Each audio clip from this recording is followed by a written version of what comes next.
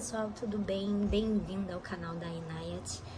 Vão lá, visitem o meu blog, as minhas redes sociais, que eu posto algumas coisas, embora aqui no YouTube eu trabalho, enfim, eu tô tentando me dedicar mais ao trabalho do YouTube. Eu tava revendo esse livro, né, que é Alta Perfeição com Hatha Yoga, um clássico sobre saúde e qualidade de vida do professor Hermógenes, que eu comprei esse livro lá em 2015, a página dele ele está até ficando meio amarelado. E basicamente foi esse o começo da minha trajetória dentro do yoga.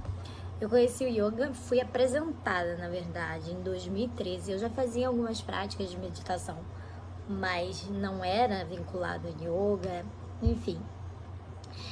E aí eu conheci em 2013 com um acupunturista, né, que eu ia e ele, do nada, lá, em uma das sessões, ele me mostrou uma imagem, uma foto dele fazendo yoga, numa postura mega diferente, num lugar mega bonito.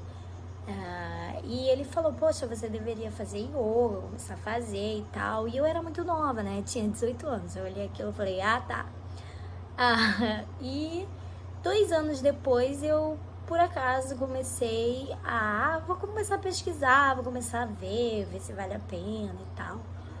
Porque eu sempre gostei de medicinas integrativas, inclusive eu falo sobre isso no meu blog, um pouco a respeito, né?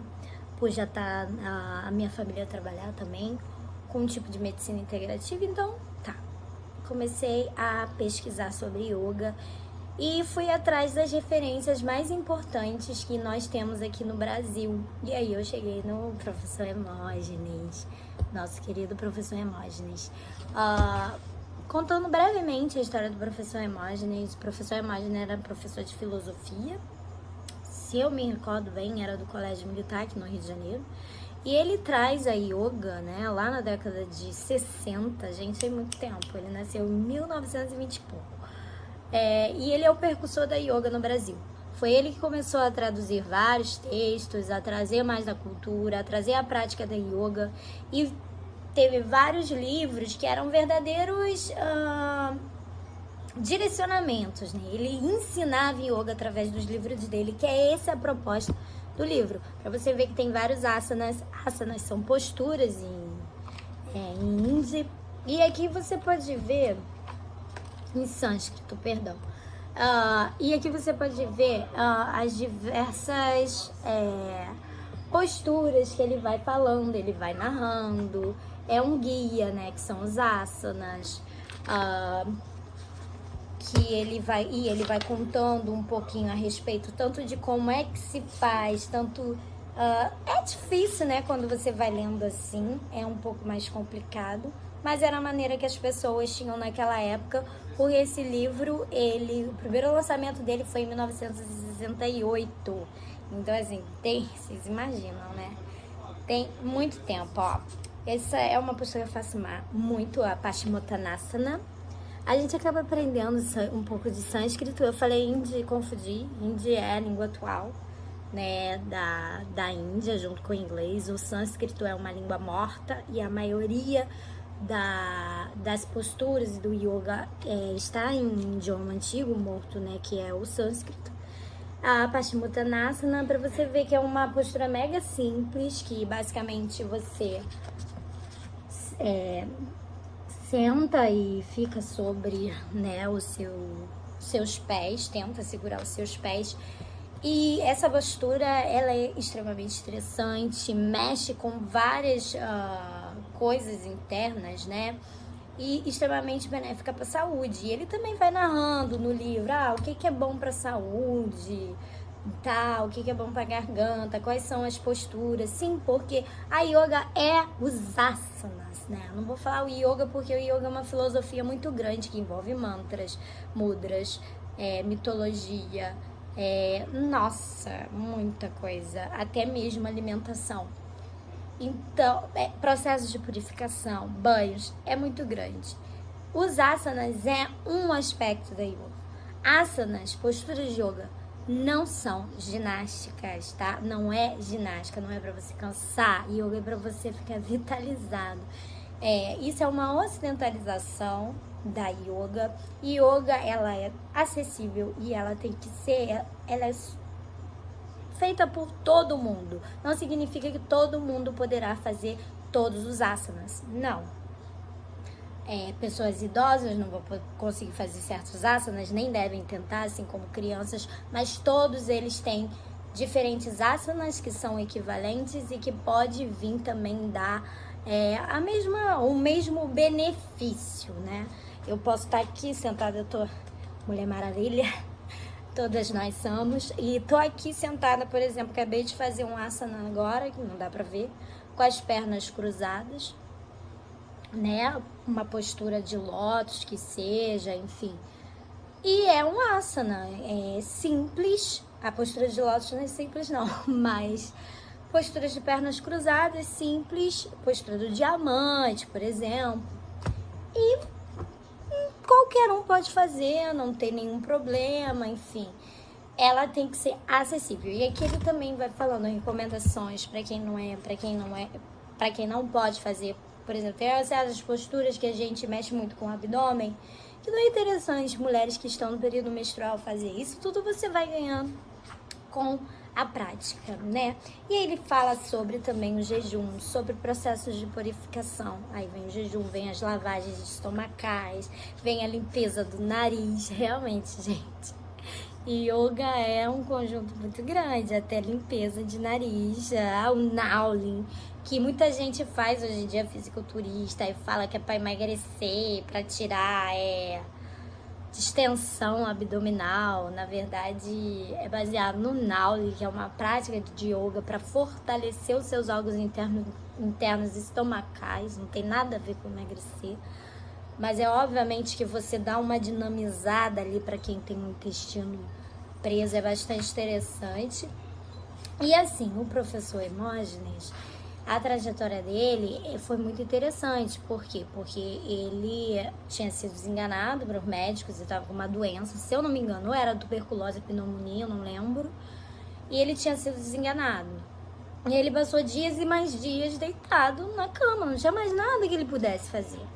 Só que para distrair a mente dele, ele lia muito, muito, né? Uma pessoa, enfim, letrada. E até que ele teve contato com alguma bibliografia estrangeira que falava sobre o yoga, e isso transformou a cabeça dele. E aí ele começou a tentar fazer certas posturas de yoga no quarto dele, doente, gente, doente. E assim, lógico, começa com pouco, começa com o básico, começa com o simples. E ele melhorou da doença dele, sim, ele foi curado. O doutor Hermógenes, a gente também chama ele de doutor, né? Morreu, começou a chover, morreu há uns 3 anos atrás, mais ou menos, 4, alguma coisa assim. Ele morreu super velho, morreu com 90 e poucos anos. E ele já tinha uma idade avançada quando ele começou a fazer yoga, quando ele começou a se interessar por isso. Ele viajou para a Índia, ele conheceu Sai Baba, enfim. E ele tem um instituto grande dele, o Instituto Hermógenes, que tem aulas de yoga aqui no Rio de Janeiro, em Niterói, enfim. E ele foi muito importante para o movimento de yoga e o movimento da medicina holística aqui no Brasil. Ele até fala, né, ele fala sobre alimentação nesse livro aqui, ele dá receitas, sim, porque é uma vida saudável. O yoga também, ele envolve disciplina e também envolve que a gente tenha uma alimentação saudável, né, gente? E eu achei muito interessante uma resenha, um comentário que ele destacou no livro dele, sobre o livro dele, né? Eu não sei se foi a editora que fez isso, que ele fala um pouco sobre a obra do Dr. Hermógenes e é extremamente interessante. Ele fala assim: em primeiro lugar, o autor pertence ao grupo daqueles que, com humildade científica, muito importante, é o que eu falo, respeitam a autenticidade e o caráter integral do sistema, em vez de tratar de aperfeiçoá-lo dentro do etnocentrismo ocidental. Aqui ele está falando da tradução que ele faz dos conceitos indianos, dos conceitos da yoga, que são muito antigos, muito complexos, para a nossa língua portuguesa, para a nossa língua, para o Brasil. E os desafios e o respeito que nós temos que ter também nesse transporte, né? nessa tradução. O livro representa uma tentativa de integração das práticas de yoga e da ciência hindu com a ciência ocidental e com os nossos hábitos. Sim, porque ele também vai fazer uma discussão dentro do livro, tanto da nossa ciência, das ciências ocidentais e das ciências orientais. Finalmente, o autor estabelece uma comunicação intensa, especial, com o leitor brasileiro, demonstrando alta capacidade de empatia. Seu estilo assemelha-se a de uma longa carta pessoal. Revela a preocupação de motivar o leitor para o desenvolvimento lento e progressivo. Isto recomendo especialmente o professor que o escreveu. Então, eu acho assim, condensou exatamente o que é esse livro. Esse livro foi o começo da minha trajetória. Obviamente que eu conheci os trabalhos de outras pessoas que trabalham com yoga muito mais modernos, principalmente aqui no YouTube. Eu quero destacar a Pri Leite, o canal dela. Conheçam ela, tá? A Priscila Leite é o maior canal de yoga do Brasil. A Priscila Leite, ela tá desde 2014, 2013 produzindo conteúdo, e eu sigo ela há muito tempo. Comecei a fazer yoga em 2015, então desde essa época. E, cara, é incrível o trabalho dela. Ela é de Los Angeles. Ela falou que era uma forma de estreitar os laços com os brasileiros, porque ela é brasileira. E lá nos Estados Unidos, a yoga ela é super normal, super popular. Eu achava até engraçado, né? Eu lembro lá em 2015, 2016, que eu pegava 2016, eu pegava meu tapete de yoga e ia fazer yoga na rua. E as pessoas olhavam pra minha cara, assim... E era muito constrangedor, porque todo mundo ficava parando, me olhando. Hoje não, porque hoje yoga, você joga aí no Instagram, você vê um monte de coisa. Mas lá nos Estados Unidos sempre foi muito comum essa cultura muito antiga, porque na década de 60, Yogananda foi pros Estados Unidos. E foi o Yogananda que trouxe o yoga pro Ocidente, que traduziu. Conheça o mestre Yogananda, né? Maravilhoso, foi ele que trouxe, ele morou lá nos Estados Unidos. Enfim, então lá já tem uma cultura muito forte, uma comunidade muito forte de yoga, que aqui no Brasil a gente ainda tá, né, constituindo. Tem pessoas que fazem trabalhos super legais aqui. Eu quero destacar o Yoga na Maré, que, cara, é muito interessante essa questão de yoga com pessoas de comunidades, o quanto é importante você estabelecer uma cultura de paz, porque sim, o yoga é uma cultura de paz. E assim, gente, pra mim, yoga sempre foi um processo muito interessante de autoconhecimento do meu próprio corpo, dos meus próprios limites, de entender por que meu lado esquerdo é mais aberto que o meu lado direito, por que eu tenho mais equilíbrio aqui do que lá, por que eu, sabe, e como é que eu fui trabalhando e criando espaços e entendendo o meu próprio corpo. E hoje em dia, cara, eu tenho um pleno conhecimento e autocontrole do meu corpo. Eu não estou dizendo conhecimento Jedi, pelo amor de Deus. Não sou um monge. Mas eu tenho um grande conhecimento do meu corpo que antigamente eu não tinha, né? E isso, não só a yoga, mas outras práticas também podem te dar um autoconhecimento corporal. Só que a yoga é muito transformador, porque a yoga você está trabalhando com certas energias densificadas que ficam no teu corpo sutil e no teu corpo físico, né? Então lá às vezes a gente sente uma dor no quadril, né? E isso tem uma razão de ser. Por que a gente sente uma dor no quadril? Isso tem uma razão de ser. E aí você vai fazendo o trabalho da yoga, que o trabalho da yoga é um trabalho energético, também holístico, integrativo, acoplado a um trabalho físico. E você vai vendo que com o tempo você vai conseguindo amenizar essa dor e vai conseguindo entender a dor, porque você precisa, né, entender, para depois, de repente, você pensar em alternativas de poder amenizar e também, às vezes, não amenizar no sentido assim de, a dor vai sumir, mas de você conhecer o seu limite. Yoga é muito importante. Isso é autoconhecimento. Autoconhecimento é você saber qual é a postura para você, qual é a postura que não é para você, e tudo bem. Todo mundo pode fazer yoga. Eu volto a repetir, e pode. Isso aqui que eu tô fazendo é um mudra.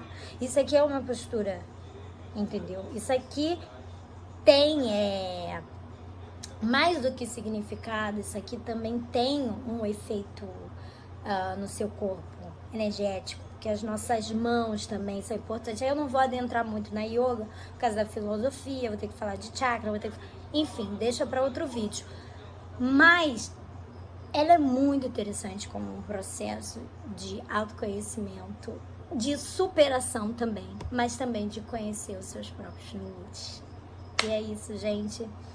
Queria agradecer muito. O vídeo ficou muito longo, mas assim, é assim mesmo, gente. Namastê. Um beijo a todos. Tchau.